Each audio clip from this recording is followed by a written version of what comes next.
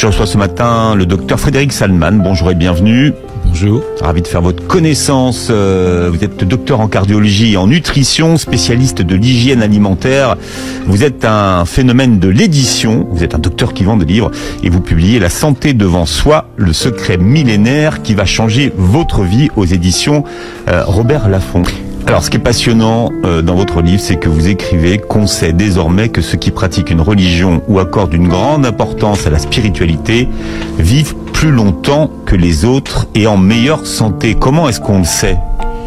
Une étude a été publiée il y a 3 ans qui m'a donné l'idée d'écrire ce livre.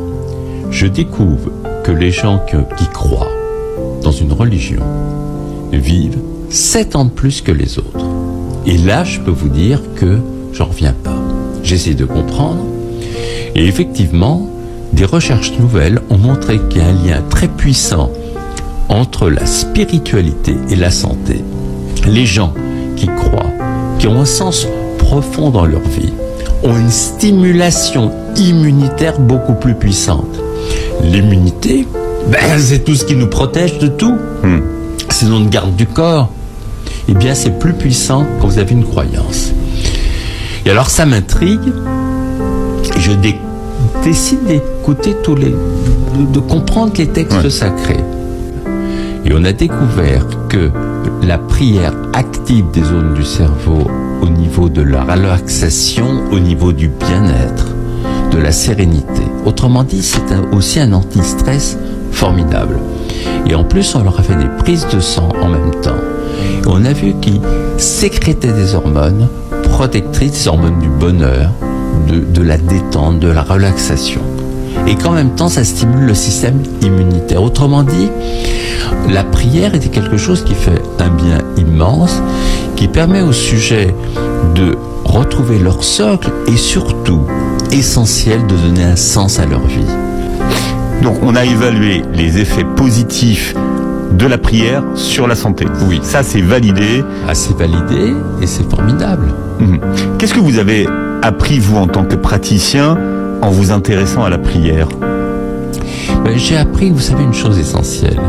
C'est que quand quelqu'un tombe malade, il ne faut pas regarder seulement la maladie, il faut regarder le sujet dans son ensemble et ne pas séparer le spirituel du physique. Quelque part, vous savez, quand les gens ont un gros décalage entre ce qui sont en profondeur et leur vie, dans ce décalage va s'installer la maladie. Pourquoi il y a une maladie? Pourquoi elle démarre? Et une compréhension extrêmement forte dans la spiritualité, c'est-à-dire que quand les gens sont raccords, ils vont beaucoup, beaucoup mieux. Ils ont une forme d'énergie et de lumière intérieure qui les protège. Donc, vous savez, l'individu a besoin aussi de se relier à ce qu'il est en profondeur pour justement aller vers ce qui est essentiel. Et ce qui est formidable, c'est que à un moment donné, ça va être justement cette énergie qui va le protéger.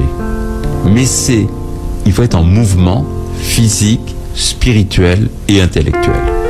Crains l'Éternel et détourne-toi du mal. Ce sera la santé pour tes muscles et un rafraîchissement pour tes os.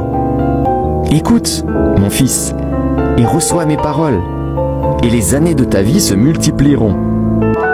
Il guérit ceux qui ont le cœur brisé, et il pense leurs blessures.